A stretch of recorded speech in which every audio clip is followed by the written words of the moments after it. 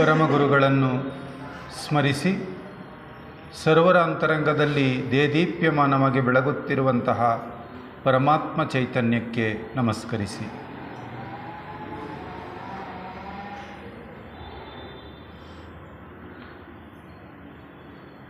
ಸೋದರರೇ ಹಾಗೂ ಸೋದರಿಯರೇ,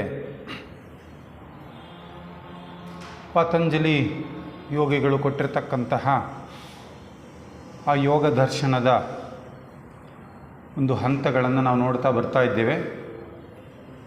ಈಗ ನಾವು ಯಮ, ನಿಯಮ, ಆಸನ, ಪ್ರಾಣಾಯಾಮ, ಪ್ರತ್ಯಾಹಾರ ಇಷ್ಟು ಘಟ್ಟಗಳನ್ನು ಅಂದರೆ 5 ಹಂತಗಳನ್ನು ನಾವೀಗ ತಿಳ್ಕೊಳ್ತಾ ಬಂದಿದ್ದೇವೆ. ಈ 5 ಹಂತಗಳನ್ನು ತಿಳ್ಕೊಂಡು ಈಗ 6ನೇ ಹಂತಕ್ಕೆ ನಾವು ಬಂದಿದ್ದೇವೆ. ಆ 6ನೇ ಹಂತ ಏನು ಹೇಳ್ತಾ ಇದೆ? ಧಾರಣ. ದೇಶಬಂಧಶ್ಚಿತ್ತಸ್ಯ ಧಾರಣ ಅನ್ನೋದು ಈಗಿನ ವಿಚಾರ. 6ನೇ ಧಾರಣದ ಬಗ್ಗೆ ಅವರು ಕೊಡುವಂತಹ ಒಂದು ಶ್ಲೋಕ.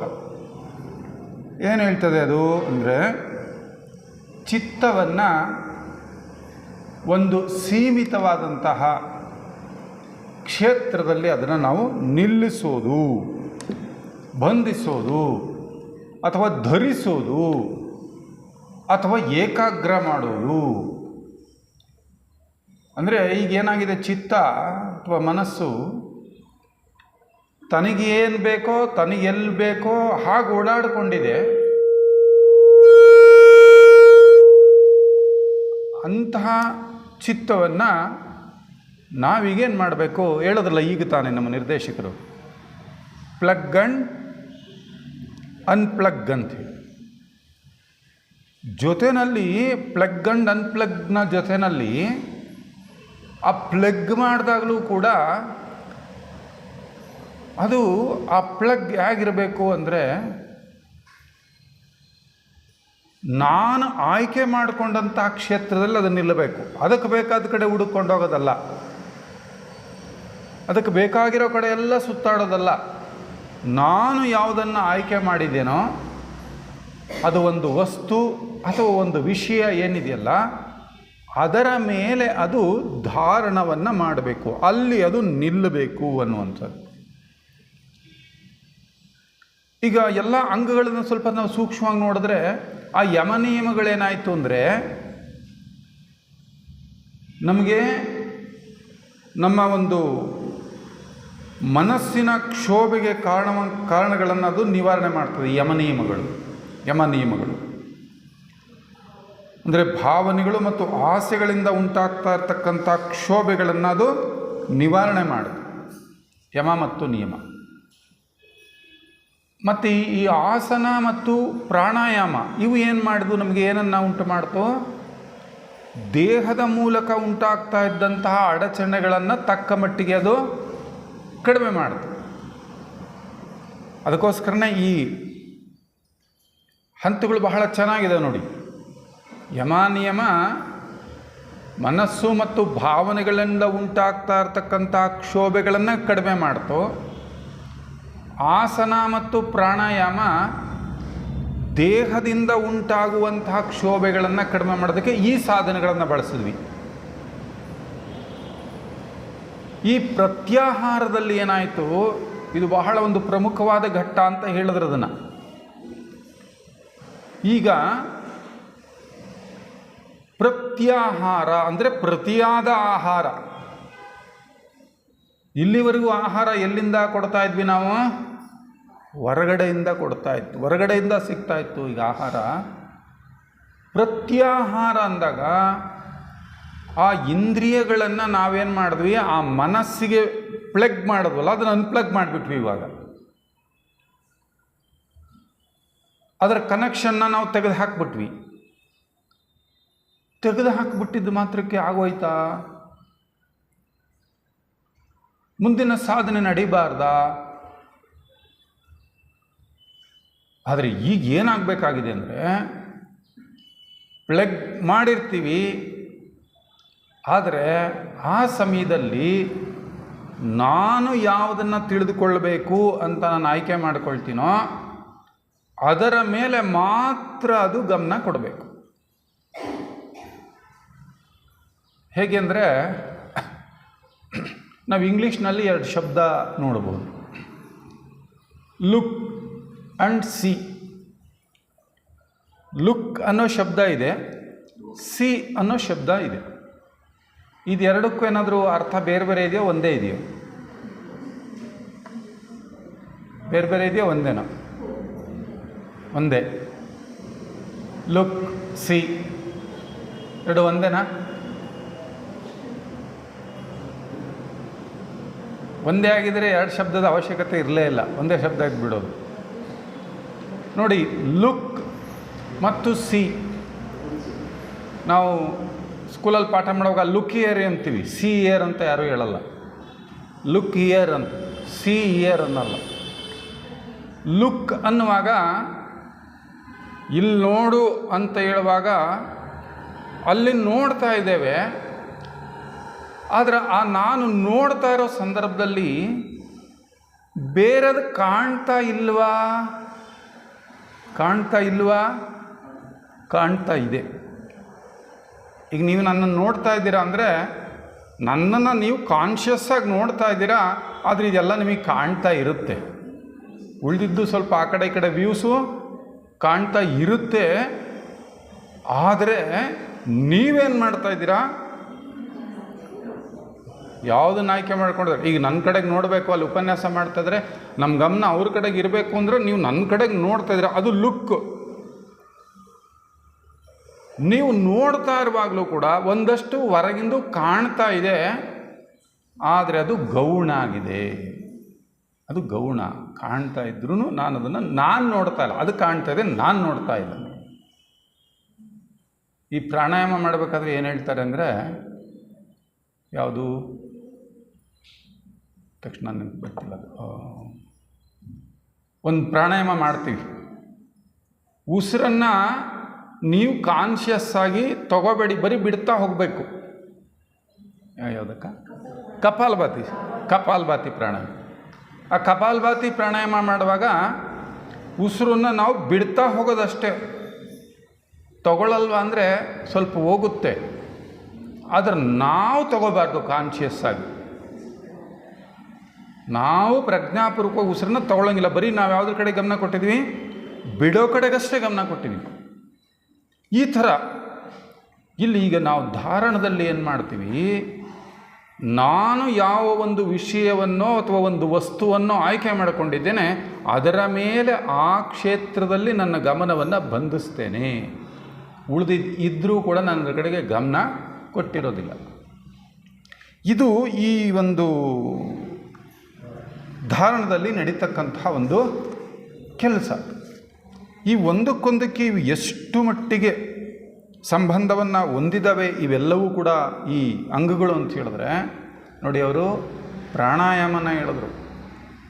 ಇಲ್ಲಿ ನನಗೆ 2 ಕೊಟ್ಟಿದ್ದಾರೆ. ಧಾರಣ ಅಂದರೆ ಏನು, ಅದನ್ನು ತಲುಪೋದು ಅಥವಾ ಅದನ್ನು ಸಾಧಿಸೋದು ಹೇಗೆ ಅಂತ ಎರಡನ್ನೂ ನಾವು ಸೈಮಲ್ಟೇನಿಯಸ್ ಆಗಿ ನೋಡ್ತಾ ಹೋಗೋಣ. ಈಗ ನೋಡಿ,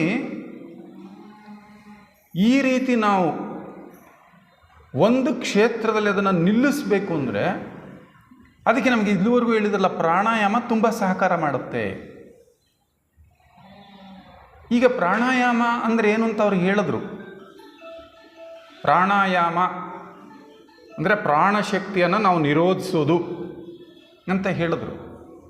ಸೊ ಈಗ ಉಸಿರಾಟ ನಡೀತಾ ಇಲ್ವಾ?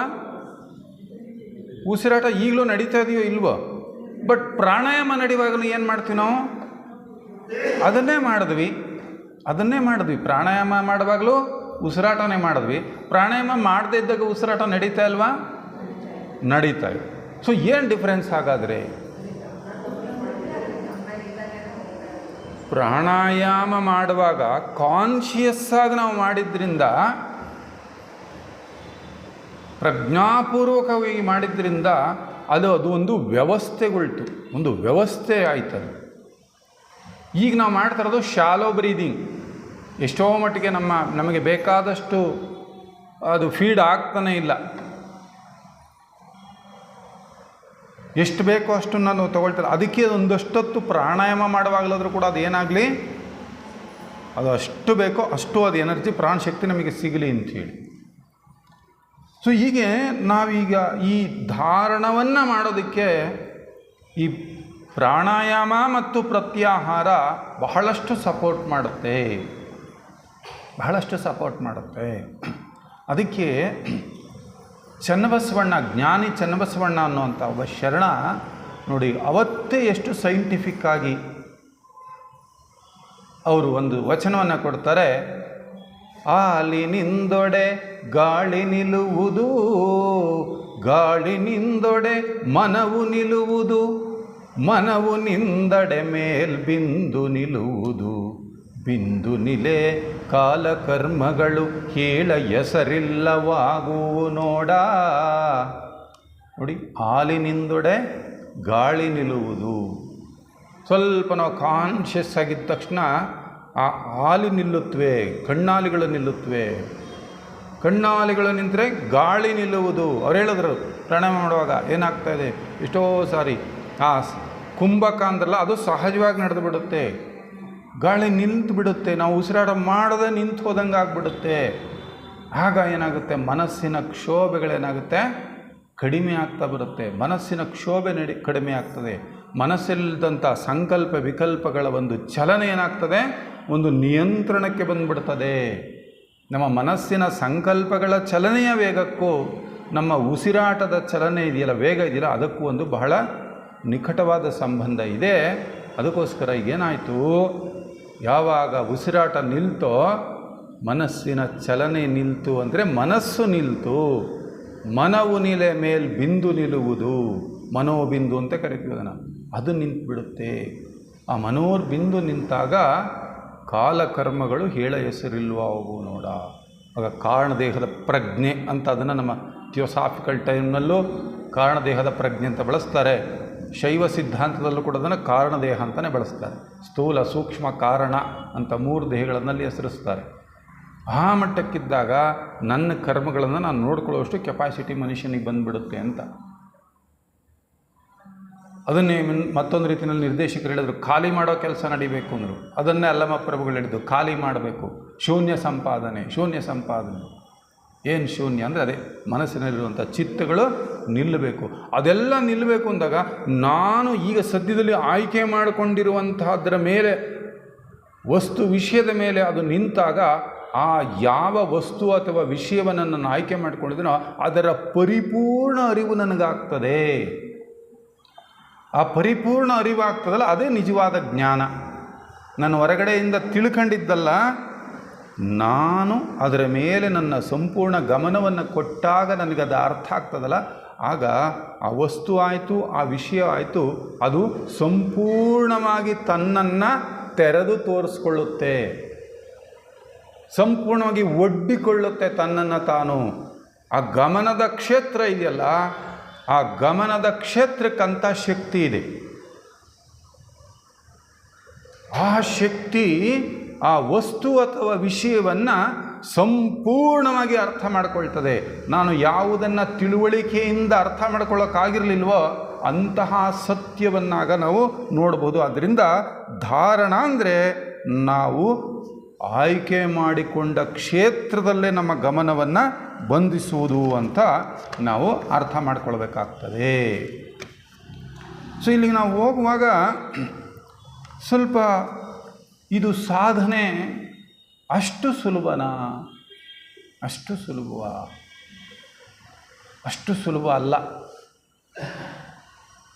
ಆದರೂ ಸಾಧ್ಯ, ಅದನ್ನು ಅರ್ಥ ಮಾಡ್ಕೊಳ್ಬೇಕು ನಾವು. ಕಷ್ಟ ಅನ್ನೋದನ್ನು ಒಂದು ಕಡೆ ಅರ್ಥ ಮಾಡಿಕೊಳ್ತಾ, ಸುಲಭ ಅಥವಾ ಸುಲಭ ಅನ್ನೋದಕ್ಕಿಂತ ಸಾಧ್ಯ, ಇದು ಕಷ್ಟ ಅನ್ನುವಂತಹ ಸತ್ಯವನ್ನು ಹೇಗೆ ಒಪ್ಪಿಕೊಳ್ತೇವೋ ಅದರ ಸಾಧ್ಯತೆಯೂ ಅಷ್ಟೇ ಅನಿವಾರ್ಯ ಅನ್ನೋ ಸತ್ಯವನ್ನು ಮತ್ತೊಂದು ಕಡೆ ಒಪ್ಕೋಬೇಕು. ಯಾಕೆಂದ್ರೆ ನಾವು ನಡಿಬೇಕು ಅಂದರೆ ಪಾತ್ ಯಾವುದು? ಇವಾಗ ಯಾವ ದಾರಿ ನಾವು ಆರಿಸ್ಕೊಂಡಿರೋದು? ಯೋಗ ಮಾರ್ಗವನ್ನು ನಾವು ಆಯ್ಕೆ ಮಾಡ್ಕೊಂಡಿದ್ವಿ ಅಂದಮೇಲೆ ಅದರ ಕಷ್ಟವನ್ನು ನಾವು ಹೇಗೆ ಒಪ್ಪಿಕೊಳ್ತೀವೋ ಅದರ ಸಾಧ್ಯತೆಯ ಅನಿವಾರ್ಯವನ್ನು ನಾವೀಗೇನು ಮಾಡಬೇಕು? ಒಪ್ಪಿಕೊಳ್ಬೇಕು. ಗತ್ಯಂತರ ಇಲ್ಲ. ಗುರಿಯನ್ನು ನಾವು ಆಯ್ಕೆ ಮಾಡ್ಕೊಂಡಿದ್ವಿ ಅಂದಮೇಲೆ ದಾರಿಯನ್ನು ನಡಿಲೇಬೇಕು. ನಡೆಯದೇ ನಾವು ಗುರಿಯನ್ನು ತಲುಪೋದಕ್ಕೆ ಸಾಧ್ಯ ಇಲ್ಲ ಅನ್ನುವಂಥದ್ದು. ಅದಕ್ಕೋಸ್ಕರ ಇಲ್ಲಿ ಆ ವಸ್ತುವಿನ ಒಂದು ಪರಿಶೀಲನೆಯಲ್ಲಿ ಮನಸ್ಸನ್ನು ಒಂದೇ ಕಡೆ ನಿಲ್ಲಿಸಬೇಕು. ಬೇರೆ ಕಡೆ ಚಲಿಸೋದೇ ಇಲ್ವಾ? ಚಲಿಸುತ್ತೆ. ಆಗ ನಾನೇನು ಮಾಡಬೇಕು? ಸಾಧಕ ಏನು ಮಾಡಬೇಕು? ಪುನಃ ಅದನ್ನು ಏನು ಮಾಡಬೇಕು? ಅಲ್ಲಿ ಹೋರಾಟ ಮಾಡಬಾರ್ದು, ಘರ್ಷಣೆ ಮಾಡಿಕೊಳ್ಬಾರ್ದು, ಒದ್ದಾಟ ಮಾಡಿಕೊಳ್ಬಾರ್ದು. ಹೋಗಿದೆ ಅಂತ ನನಗೆ ಅರಿವಿಗೆ ಬಂದ ತಕ್ಷಣ ಪುನಃ ಅದೇನಾಗುತ್ತೆ? ವಾಪಸ್ ಬರುತ್ತದು. ಆ ಎಚ್ಚರ ನಮಗೆ ಬೇಕಷ್ಟೇ. ಆ ಅರಿವು ನಮಗೆ ಬಂದ ತಕ್ಷಣವೇ ಒಂದು ಸರಿ ನಾವು ಕೂತ್ಕೊಂಡು ಧ್ಯಾನ ಮಾಡ್ತಾ ಇರ್ತೀವಿ. ಧ್ಯಾನಕ್ಕೆ ನಾನೇನೋ ಇಟ್ಕೊಂಡಿರ್ತೀನಿ, ನನಗೆ ಗೊತ್ತೇ ಇಲ್ಲ ಎಲ್ಲೋ ಹೋಗಿದೆ, ಇನ್ನೇನೋ ಆ ಕಡೆ ಈ ಕಡೆ ಅಮೇರಿಕಾದಲ್ಲಿರೋ ಮಗಳು, ಲಂಡನ್ಲಿರೋ ಮಗ, ಇವನ್ನೆಲ್ಲ ನೆನೆಸ್ಕೊಂಡಿದೆ. ಆಮೇಲೆ ಅವಳು ಅಯ್ಯೋ ನಾನೇನು ಆಯ್ಕೆ ಮಾಡ್ಕೊಂಡಿದ್ದೆ, ಯಾವ ವಿಷಯ ಇಟ್ಕೊಂಡಿದ್ದೆ, ಎಲ್ಲೋ ಆಯಿತು ಹೋಗಿ ನೋ ಪ್ರಾಬ್ಲಮ್. ಆ ಮನಸ್ಸನ್ನು ಕೂಡ ನೀವು ಹೆಂಗೆ ಅದನ್ನು ಪಳಗಿಸ್ಬೇಕಪ್ಪ ಅಂದರೆ ಶನೈರು ಪರಮೇತ್ ಅಂತಾರೆ ಶಂಕರಾಚಾರ್ಯರು. ಶನೈರು ಪರಮೇತ್. ಹೇಗೆ ಒಬ್ಬ ತಾಯಿ ತನ್ನ ಮಗುವನ್ನು ಸಂತೈಸ್ತಾಳಲ್ಲ, ನಿನಗೆ ಅದನ್ನು ಕೊಡ್ತೀನಿ ಮಗು, ಇದನ್ನು ಕೊಡ್ತೀನಿ ಮಗು, ಸುಮ್ಮನಿರಪ್ಪ ಅಂತ ಏನೋ ಆಟಿಕೆಗಳನ್ನ ಆಸೆ ತೋರಿಸ್ತಾಳೆ, ಇನ್ನೊಂದು ತಿನಿಸಿನ ಆಸೆನ ತೋರಿಸ್ತಾ ಮಗುವನ್ನು ಏನು ಮಾಡ್ತಾಳವಳು? ರಮಿಸಿ ಸುಮ್ಮನೆ ಮಾಡ್ತಾಳಲ್ಲ. ಹಾಗೆ ಅದು ಮನಸ್ಸು ನಿನ್ನ ಮಗು. ಆ ಮಗುವನ್ನೂ ಕೂಡ ನೀನು ಆತ್ಮೀಯತೆಯಿಂದ ಯಾಕೆ ಹೋಗ್ತೀಯ? ಬಾ ಆಯ್ತು ಓಕೆ, ವಾಪಸ್ ಕರ್ಕೊಂಡು ಬಾ. ಸೊ ಈಗ ನಾನು ಇದನ್ನು ಪ್ರಾಕ್ಟೀಸ್ ಮಾಡ್ತಾ ಹೋದರೆ ಆ ಹೊರಗೆ ಹೋಗುವ ಸಾಧ್ಯತೆಗಳು ಬರ್ತಾ ಏನಾಗ್ತಾ ಬರ್ತದೆ? ಕಡಿಮೆ ಆಗ್ತಾ ಬರುತ್ತೆ. ಆದರೆ ನಾವೇನು ಮಾಡಿಬಿಡ್ತೀವಿ? ಒಂದು ವಾರ ಮಾಡ್ತೀವಿ, ಇನ್ನೂ ಹೆಚ್ಚಂದ್ರೆ ಒಂದು 15 ದಿನ ಮಾಡ್ತೀವಿ, ಆಮೇಲೆ ಏನು ಮಾಡಿಬಿಡ್ತೀವಿ? ಇದು ಸುಮ್ಮನಿದ್ರೆ ಪರವಾಗಿಲ್ಲ, ಆರಾಮಾಗಿ ಇದ್ಬಿಡ್ತೀನಿ. ಆ ಧ್ಯಾನ ಮಾಡಬೇಕು, ಧಾರಣ ಮಾಡಬೇಕು ಅಂದಾಗಲೇ ನನ್ನ ಮನಸ್ಸು ಏನು ಮಾಡುತ್ತೆ? ಹೆಚ್ಚಿಗೆ ಓಡಾಡೋಕೆ ಹೋಗ್ಬಿಡುತ್ತೆ. ಮುಂಚೆ ಓಡಾಡ್ತಾ ಇರಲಿಲ್ಲ ಅಂತಲ್ಲ, ಓಡಾಡ್ತಾ ಇತ್ತು, ಆದರೆ ನಾನೇನು ಮಾಡಿರಲಿಲ್ಲ, ಅದನ್ನು ಗಮನಿಸಿರಲಿಲ್ಲ. ಅದಕ್ಕೋಸ್ಕರ ಅದು ಹಂಗೆ ಇತ್ತು ಅಷ್ಟೆ. ಮುಂಚೆನೂ ಓಡಾಟ ಇತ್ತು, ಆದರೆ ನಾನು ನೋಡಿರಲಿಲ್ಲ. ಈಗ ನಾನು ನೋಡೋಕ್ಕೆ ಶುರುವಾದಲ್ಲ, ಈಗ ನನಗೆ ಅರಿವಿಗೆ ಬರ್ತಾ ಇದೆ. ಅದಕ್ಕೋಸ್ಕರ ಅದು ಓಡಾಡಿದರೂ ಚಿಂತೆ ಇಲ್ಲ. ನಾನೇನು ಮಾಡಬೇಕು? ನೋಡೋದನ್ನು ಮಾತ್ರ ಬಿಡಬಾರ್ದು, ನೋಡೋದನ್ನು ನಾವು ನಿಲ್ಲಿಸಬಾರ್ದು. ಅದಕ್ಕೋಸ್ಕರ ನಾನು ಮತ್ತೆ ಅದನ್ನು ನೋಡ್ತಾ ಏನಾಗ್ತದೆ? ಸಹಜವಾಗಿ ಬರ್ತಾ ಅದು ಕಡಿಮೆ ಆಗ್ತಾ ಬರುತ್ತೆ. ಇದಕ್ಕೆ ವೈಜ್ಞಾನಿಕವಾಗಿ ಒಂದು ಉದಾಹರಣೆಯನ್ನು ಕೊಡ್ತಾರೆ. ಹೆಂಗೆ ಅಂದರೆ, ನಾನಿಲ್ಲಿ ಕೂತ್ಕೊಂಡಿದ್ದೀನಿ, ಭೂಮಿ ತಿರುಗ್ತಾ ಇದೆ ಅಂತ ಕೇಳಿದ್ದೀನಿ. ಭೂಮಿ ತಿರುಗ್ತಾ ಇರೋದು ನನಗೆ ಗೊತ್ತಾಗ್ತಾ ಇದೆಯಾ? ಇಲ್ಲ. ಭೂಮಿ ತಿರುಗ್ತಾ ಇದೆ ಅನ್ನೋದು ಬಂದರೆ ಒಪ್ಕೊಂಡಿದ್ದೀವಿ ನಾವು. ಇವಾಗ ಮೊದಲು ಒಪ್ಕೊಂಡಿರಲಿಲ್ಲ, ಸೂರ್ಯನೇ ತಿರುಗ್ತಾ ಇದೆ ಅಂತ ಅಂದ್ಕೊಂಡಿದ್ವಿ. ಈಗ ಸಂಶೋಧನೆಗಳಾದ ಮೇಲೆ ಈಗ ಭೂಮಿ ತಿರುಗೋದು ಕಾಣ್ತಾ ಇದೆಯಾ ಅಂದರೆ ಇಲ್ಲ. ಸೊ ಭೂಮಿ ತಿರುಗೋದನ್ನು ನೋಡಬೇಕು ಅಂದ್ರೆ ನಾನೆಲ್ಲಿರಬೇಕು? ಈ ಭೂಮಿಯ ಕಕ್ಷೆ ಇದೆಯಲ್ಲ, ಅದರಿಂದ ಆಚೆ ನಿಂತು ನಾನು ಅಲ್ಲಿಂದ ಭೂಮಿಯನ್ನು ನೋಡಿದ್ರೆ ಅದು ತಿರುಗ್ತಾ ಇರೋದು ನಾವು ನೋಡ್ಬೋದು. ಸೊ ಈಗ ಈ ಧಾರಣದಲ್ಲಿ ಆಗೋದೇನು ಅಂತ ಹೇಳಿದ್ರೆ, ನಾನು ಆ ಕಕ್ಷೆಯಿಂದ, ಮನಸ್ಸಿನ ಕಕ್ಷೆಯಿಂದ ಆಚೆ ಬರಬೇಕು, ಇದನ್ನು ನೋಡಬೇಕು. ನೋಡ್ತಾ ಮತ್ತೆ ಹೊರಗಡೆ ಎಲ್ಲೋ ಹೋಗುತ್ತೆ, ಎಗೈನ್ ಅದನ್ನು ಕರ್ಕೊಂಬರಬೇಕು, ಹೋಗುತ್ತೆ ಕರ್ಕೊಂಡು ಬರಬೇಕು. ಗತ್ಯಂತರ ಇಲ್ಲ. ಇದನ್ನು ನಾವು ಮಾಡ್ತಾ ಹೋದರೆ ಏನಾಗ್ತದೆ? ಆ ಹೊರಗೆ ಹೋಗುವ ಸಾಧ್ಯತೆಗಳ ಸಂಖ್ಯೆ ಕಡಿಮೆ ಆಗ್ತಾ ಬರ್ತಾ ಹೋಗುತ್ತೆ.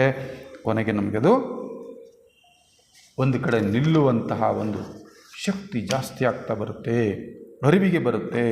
ಅದಕ್ಕೋಸ್ಕರ ಇದು ಎಷ್ಟು ಕಷ್ಟ ಅಂದರೆ ನಮಗಲ್ಲ, ಅರ್ಜುನನಂಥ ಪರಾಕ್ರಮಿಗೇ ಇದು ಕಷ್ಟ ಆಯಿತು. ಆದರೆ ಕೃಷ್ಣನ ಹತ್ರ ಕೇಳ್ತಾನೆ, ಸ್ವಾಮಿ ಇದಾಗಲ್ಲಪ್ಪ. ಕೃಷ್ಣ ಇಂಥ ಜ್ಞಾನಿಯವರು ಅಂದರೆ ಒಪ್ಕೊಂಡ್ರು, ಹೌದಪ್ಪ ಕಷ್ಟನೇ ಅಂದ್ಬಿಟ್ರು, ಆದರೂ ಸಾಧ್ಯ. ಅದಕ್ಕೆ ಹೇಗೆ ಆ ಧಾರಣವನ್ನು ಸಾಧಿಸ್ಕೊಳ್ಳೋದು ಹೇಗೆ ಅಂದರೆ ಅಭ್ಯಾಸೇನತು ಕೌಂತೆಯ ವೈರಾಗ್ಯೇಣ ಚ ಗೃಹ್ಯತೆ. Practice make man perfect. ಇನ್ಯಾವುದಾದ್ರು ದಾರಿ ಇದೆಯಾ ಅದಕ್ಕೆ ಇನ್ನೇನಾದರೂ ದಾರಿ ಇದೆಯಾ? ಕ್ರಾಸ್ ಕಟ್ ರೂಟ್ ಏನಾದ್ರು ಇದೆಯಾ ಅಂದರೆ ಕಟ್ ರೂಟ್ ಏನೂ ಇಲ್ಲ. ಸಾಧಕ ವಿದ್ಯೆ ಬಾಧಕ ದ್ರವ್ಯ. ಸಾಧಕ ವಿದ್ಯೆ ಬಾಧಕ ದ್ರವ್ಯ. ಸಾಧನೆ ಮಾಡಿದ್ರೆ ವಿದ್ಯೆ ಬರುತ್ತೆ, ಸಂಪಾದನೆ ಮಾಡಿದ್ರೆ ಹಣ ಬರುತ್ತೆ. ಸುಮ್ಮನೆ ಕೂತ್ಕೊಂಡು ಹಣ ಬರಲಿ ಅಂದರೆ ಬರಲ್ಲ, ಸುಮ್ಮನೆ ಇದ್ದರೆ ವಿದ್ಯೆ ಬರಲಿ ಅಂದರೂ ಬರಲ್ಲ. ಇದೆರಡೂ ನಡಿಬೇಕು. ಸಾಧಕ ಸಾಧನೆ ಮಾಡಬೇಕು, ಸಂಪಾದನೆ ಅಂದರೆ ಬಾಧಕ ಸಂಪಾದನೆ ಮಾಡಬೇಕು, ದುಡಿಬೇಕು ಅನ್ನೋದು. ಇದಕ್ಕೆ ಅದನ್ನು ತಲುಪೋದು ಹೇಗೆ ಅನ್ನೋದಕ್ಕೆ ಬಹಳ ಸುಲಭವಾದಂಥ ಒಂದು ದಾರಿ ಮಾರ್ಗ ಅಂದರೆ ಆನಾಪಾನಸತಿ ಅಂತಾರೆ ಭಗವಾನ್ ಬುದ್ಧರು. ಆನಾಪಾನಸತಿ ಅಂದರೆ ನಮ್ಮ ಉಸಿರಾಟದ ಮೇಲೆ ನಮ್ಮ ಮನಸ್ಸನ್ನು ಸ್ವಲ್ಪ ಕೇಂದ್ರೀಕರಣ ಮಾಡೋದು. ಅವರು ಕೇರಳದಲ್ಲಿ ಒಬ್ಬರು ಅಮ್ಮ ಇದ್ದರು, ಅವರೇನೋ ಅಮೃತಾನಂದಮಯಿ ಅಂತೇಳಿ, ಅವರು ಭಾಳ ಚೆನ್ನಾಗಿ ಹೇಳೋರು. ಈ ಪಥ್ಯ ಹೇಳ್ಬೇಕಾದ್ರೆ ಈ ಕೆಲವು ಆಹಾರ ಕೆಲವರಿಗೆ ಆಗಲ್ಲ, ಆದರೆ ಎಲ್ಲರಿಗೂ ಕಾಮನ್ ಒಂದು ಕೊಟ್ಬಿಡ್ಬೋದು. ರವೆ ಗಂಜಿ ಯಾವ ಕಾಯಿಲೆರಿಗೆ ಆಗಲ್ಲ, ಅದು ರವೆ ಗಂಜಿ ಯಾರಿಗೆ ಬೇಕಾದರೂ ಕೊಡ್ಬೋದು. ಅದು ಯಾರಿಗೂ ಅಪತ್ಯ ಅಲ್ಲ ರವೆ ಗಂಜಿ. ಆ ಥರ ಭಗವಾನ್ ಬುದ್ಧರೊಂದು ಮೆಥಡ್ ಕೊಟ್ಟರು, ಆನಾಪಾನಸತಿ ಧ್ಯಾನ ಅಂತ. ಇದು ರವೆ ಗಂಜಿ ಥರ. ನೀನು ಯಾವ ಮತ ಯಾವ ಸಂಪ್ರದಾಯ, ಈಗ ಕ್ರಿಶ್ಚಿಯನ್ಸ್ ಉಸಿರಾಡಲ್ವಾ, ಮುಸ್ಲಿಮ್ಸ್ ಉಸಿರಾಡಲ್ವಾ, ಹಿಂದೂಗಳು ಉಸಿರಾಡಲ್ವಾ, ಹಿಂದೂಗಳಲ್ಲಿ ಒಳಪಂಗಡ ಇದಾವಲ್ಲ ಅವು ಉಸಿರಾಡಲ್ವಾ, ಯಾವ ಉಸಿರಾಡಲ್ಲ, ಎಲ್ಲರೂ ಯಾರ್ಯಾರೆಲ್ಲ ಉಸಿರಾಡ್ತಾರೋ ಅವರೆಲ್ಲರೂ ಈ ಧ್ಯಾನ ಮಾಡ್ಬೋದು. ಯಾರ್ಯಾರು ಉಸಿರಾಡ್ತೀವಿ? ಬದುಕಿರೋರೆಲ್ಲ ಉಸಿರಾಡ್ತೀವಲ್ಲ, ಆ ಉಸಿರಾಟದ ಮೇಲೆ ನಮ್ಮ ಗಮನವನ್ನು ಕೊಡೋದಿದೆಯಲ್ಲ, ಇದೊಂಥರ ರವೆ ಗಂಜಿ ಥರ. ಇದನ್ನು ನಾವು ಗಮನಿಸ್ತಾ ಹೋದರೆ ಅದು ಬರ್ತಾ ಉಸಿರಾಟದ ವೇಗನೂ ಕಡಿಮೆ ಆಗ್ತದೆ, ಅಂತರ್ಮುಖವಾಗೋದಕ್ಕೆ ಇದು ಸಹಾಯ ಆಗ್ತದೆ. ಆಗ ನಾವು ಧಾರಣವನ್ನು ನಾವು ಸಾಧಿಸ್ಬೋದು. ಆ ಧಾರಣದ ಮೂಲಕ ಮುಂದಿನ ಹಂತಗಳಾದಂತಹ ಧ್ಯಾನ ಮತ್ತು ಸಮಾಧಿಗೆ ನಮಗಿದು ಒಂದು ಒಳ್ಳೆಯ ಅಸ್ಥಿಭಾರವನ್ನು ಹಾಕ್ಕೊಡುತ್ತೆ. ಈ ಆನಾಪಾನಸತಿ ಅಂತಕ್ಕಂಥದ್ದು ಉಸಿರಿನ ಮೇಲೆ ಗಮನವನ್ನು ನಿಲ್ಲಿಸ್ತಕ್ಕಂಥದ್ದು. ಇದನ್ನೇ ಅಲ್ಲಮ ಪ್ರಭುಗಳು ಸಂಕಲ್ಪ ವಿಕಲ್ಪಗಳ ಅತಿಗಳದ ಸ್ಥಿತಿ ಅಂದರು. ಸಂಕಲ್ಪ ವಿಕಲ್ಪಗಳ ಅತಿಗಳದ ಸ್ಥಿತಿ, ಆ ಸ್ಥಿತಿನೇ ಶೂನ್ಯ ಸಂಪಾದನೆ. ಅದೇ ಶೂನ್ಯ ಅಂದರೆ ಬೇರೆ ಏನೂ ಅಲ್ಲ, ಈ ಹೊರಗಿನ ಎಲ್ಲ ವಿಚಾರಗಳಿಂದ ಸಂಪೂರ್ಣವಾಗಿ ಅಂತರ್ಮುಖಗೊಳಿಸೋದು ಅಂತರೋದ್ರಿಂದ ನಾವು ಸಾಧ್ಯವಾದಷ್ಟು ಸಾಧನೆ ಮಾಡಬೇಕು ಅನ್ನೋಂಥವ್ರು ಇಂಥ ಕೆಲವು ಮಾರ್ಗಗಳನ್ನು ಆಯ್ಕೆ ಮಾಡಿಕೊಂಡು ನಾವು ಅಡಿಯಿಟ್ಟಾಗ ಆ ಸಾಧನೆಯ ಉತ್ತುಂಗವನ್ನು ತಲುಪಲಿಕ್ಕೆ ಸಾಧ್ಯವಾಗ್ತದೆ.